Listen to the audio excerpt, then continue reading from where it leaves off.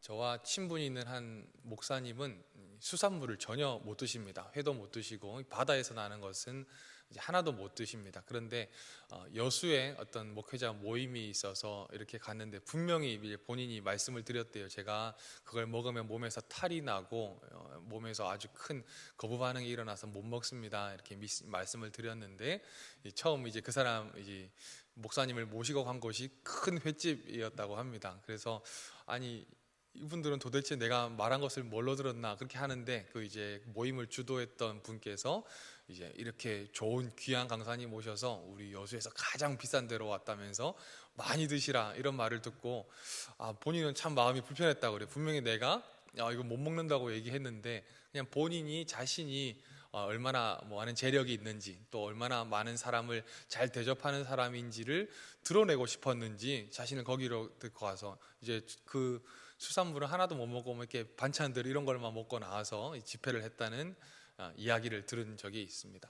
우리가 누군가를 사랑하고 또 누군가를 존중한다는 것은 그 사람이 원하는 게 무엇인가를 미리 알고 그것을 염두에 두는 게 너무나 중요하겠죠. 누구를 사랑한다고 하면서 자신의 요구, 자신이 하고 싶은 것을 하는 것은 사랑하는 것이 아니라고 할 수 있을 것 같습니다.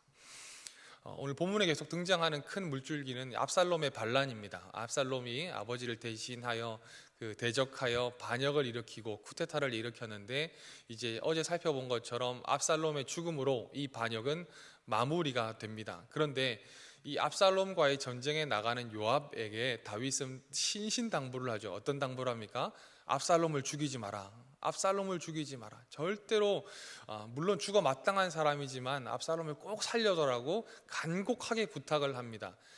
다윗의 마음은 전쟁의 승리가 중요한 것이 아니라 압살롬이 사는 데 있었습니다. 그래서 그 전쟁 가운데 사실 압살롬을 불가피하게 죽일 수밖에 없었던 것도 아니었고 그가 나무에 매달려 있을 때 목적을 가지고 왕의 명령이 분명히 자신의 마음에 남아 있었고 기억됨에도 불구하고 왕의 원함, 왕의 요구, 사실 신하에게 있어서 가장 큰 덕목은 충성이고 왕의 명령을 따르는 것이겠죠.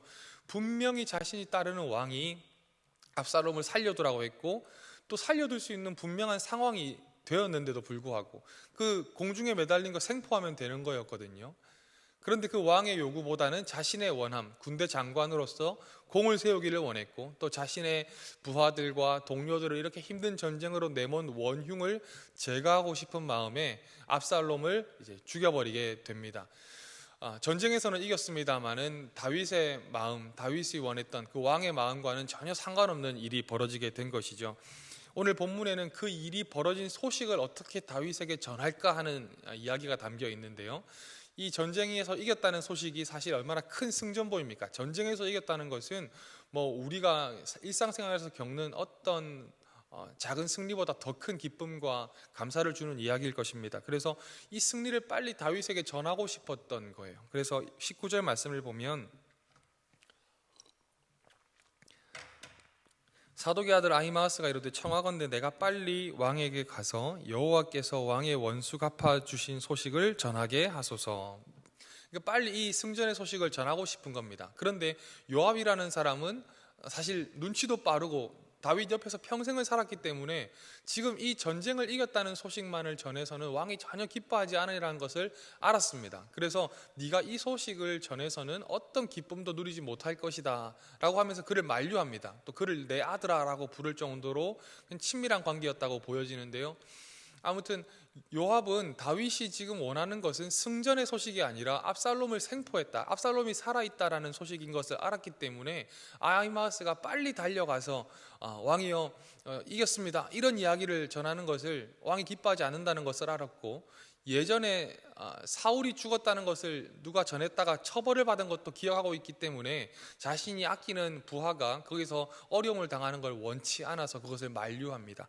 그런데 그래서 요압이 용병으로 썼던 이 구스라는 것은 우리로 지금 치면 수단, 아프리카 사람을 말하는데요. 전쟁에서 썼던 용병이었던 것 같습니다. 그래서 아예 이 자신의 이해관계와 전혀 관계가 없는 구스 사람을 데리고 와서 네가 가서 이야기해라, 네가 가서 전해서 네가 가서 이 승전 소식을 전하고 압살롬도 죽었다는 이야기를 해라라고 구스 사람을 보냈는데 아히마아스가 계속해서 자신도 가겠다고 하는 겁니다. 그래서 이것을 뭐 더 이상 말릴 수가 없어서 아히마아스를 보내는데 아히마아스가 구스 사람, 이미 출발한 구스 사람보다 앞질러서 다윗에게 도착을 하게 됩니다. 그래서 다윗이 이렇게 성문에 앉아서 이렇게 바라보고 있다가 보니까 한 명이 딱 달려오는데, 다윗도 백전노장 아닙니까? 딱 누가 온다 할지라도 저게 지금 패전의 소식인지 승진의 소식인지 달려오는 것만 봐도 아는 거예요. 그래서 달려오는 걸 보니까 뛰는 거 보니까 사독의 아들 아히마아스 같습니다. 주변 사람이 그러니까 그 사람은 좋은 사람이니까 좋은 소식을 가져올 것이다 라고 기대하면서 그 사람에게 소식을 물었더니 왕이여, 우리가 이겼습니다. 성전에서 이겼습니다. 이렇게 이야기를 하는 겁니다. 근데 다윗은 계속 어디에 마음이 있었죠? 내 아들이 어디 살았느냐 죽었느냐. 우리 29절 말씀을 보니까 왕이 이르되 젊은 압살롬은 잘 있느냐 하니라. 아히마아스가 대답하되 요압이 왕의 종 나를 보낼 때에 크게 소동하는 것을 보았사오나 무슨 일인지 알지 못하였나이다 하니. 승진의 소식을 가지고 돌아왔는데 다윗의 반응은 여전히 압살롬에게만 있었던 거죠. 그래서 이 눈치를 보니까 이것을 전했다가는 안 되겠다 싶어서 그냥 말을 얼부머리는 우리 아히마아스의 모습을 볼 수가 있습니다. 그래서 뒤늦게 들어온 구스 사람, 이 정황과 다윗이 누구인지, 압살롬과 다윗이 어떤 관계인지 아무도 모르는 이 구스 사람이 들어와서 승전의 소식을 전했는데 다윗이 그에게 물어보니까 비로소 그가 대답을 하는 거죠. 압살롬은 죽었습니다. 압살롬이 죽었습니다라고 이야기하면서 다윗은 그 이야기를 듣자마자 이제 통곡을 하게 됩니다. 33절 말씀을 보면 왕의 마음이 심히 아파 문 위층으로 올라가서 우니라. 그가 올라갈 때에 말하기를 내 아들 압살롬아, 내 아들 압살롬아, 차라리 내가 너를 대신하여 죽었다면 압살롬 내 아들아 하였더라. 계속해서 다윗의 통곡에 대해서 이렇게 많은 기록을 남기고 있다는 것은 다윗이 그때 얼마나 마음을 아파하고 슬퍼했다는 것이 만연히 드러나고 있는 건데요. 요압은 왕의 마음을 알았음에도 불구하고 왕이 원하는 것보다 자신이 원하는 것을 행했고, 그래서 압살롬을 죽이는 이런 참담한 일이 벌어졌고, 오늘 아히마아스도 이 왕이 분명히 이 소식을 들으면 아파한다는 것을 알면서도 자신은 이겼다는 것에 도취되어서 이겼다는 소식을 전하고 싶었던 것입니다. 사랑하는 성도 여러분, 우리가 신앙생활을 해나가면서 가장 중요한 것은 승리보다 왕의 마음을 아는 것이라고 생각합니다. 내가 지금 내 삶의 어떤 승리, 내 삶의 승전, 어떤 기적, 또 내 삶의 좋은 일, 그리고 물질적인 축복, 이런 것들도 참 중요하지만 더 중요한 것은 우리 하나님의 마음은 어디 있을까? 우리 하나님은 어떤 것을 기뻐하실까? 내 환경 가운데 이렇게 풀어가는 것이 맞는 것이고, 분명히 이런 것이 더 좋은 것이고, 사실 다윗보다는 요압이 더 옳아 보이는 관점도 있습니다. 왜냐하면 자신의 아들이지만 국가에 반란을 일으킨 사람이고 수많은 사람에게 피해를 입혔고 또 전쟁을 일으켜서 많은 사람의 목숨을 앗아간 사람이 압살롬입니다. 그를 살려둬야 될 이유는 사실 아무것도 없습니다. 죽이는 게 마땅합니다. 그런데 왕이 그 사람을 살려두라고 했습니다. 왕의 명령이 사실 곧 법인 시대에 왕이 그를 살려달라고 했고, 요압은 그를 너무나 잘 알면서도 그 명령을 들었음에도 불구하고 자신의 원함대로 그냥 압살롬을 처단하게 되면서 왕의 마음을 너무 아프게 해버렸다는 것이죠. 우리의 삶에 있어서도 우리의 삶의 최고의 가치가 무엇입니까? 하나님 말씀에 순종하는 것입니다. 하나님께서 우리에게 주신 말씀, 하나님이 기뻐하신 일에 순종하는 것이지 당장의 효율, 당장의 어떤 환경적인 변화, 당장의 승전, 당장의 승리가 중요한 것이 아니라 하나님께서 지금 나에게 주신 말씀에 순종하는 것, 손해를 보는 것 같고 이것으로 인해서 나의 평판이 떨어지는 것 같고 이것으로 인해서 내 주변 사람들이 마음이 상하는 것 같지만 하나님의 마음이 어디에 있는가를 면밀하게 분석하고 거기에 귀를 기울여서 하나님 이것을 기뻐하시는구나, 하나님 이것을 기뻐하시는구나, 이것이 지금 내 마음과는 전혀 맞지 않지만 하나님 이것을 기뻐하시는구나 라는 것에 대해서 확실하게 깨달았다면 그 일에 대해서 충성하면서 내가 정말 마음에 분이 일어나지만 압살롬을 그래도 살려두는 모습으로 나아갔다면 더 다윗을 마음을 기쁘게 하지 않았을까, 이런 생각을 해보게 되는 것이지요.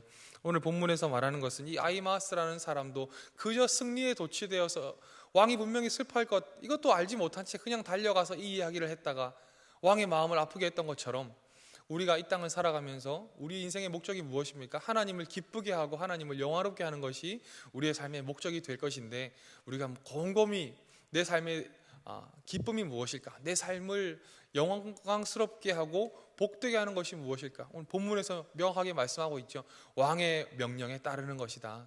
왕의 말씀에 순종하는 것이다. 왕의 마음을 알고 왕의 명령을 따라가는 것이지, 눈앞에 보이는 거대한 업적, 눈앞에 보이는 누가 보더라도 납득할 만한 결과를 내는 것이 아니라 왕의 명령에 순종하는 것이 왕을 기쁘게 하는 것임을 알고, 오늘 나에게 주어진 하루하루를 살아가면서도 어떤 선택이나 어떤 기로에 놓여 있을 때 어떤 것이 하나님을 기쁘게 하는 것인가, 이것을 늘 기억하면서 기도하면서 분별했다가 순종하면서 나아가서 하나님께 영광을 돌리게 되는 저와 여러분 되기를 주의 이름으로 축복합니다.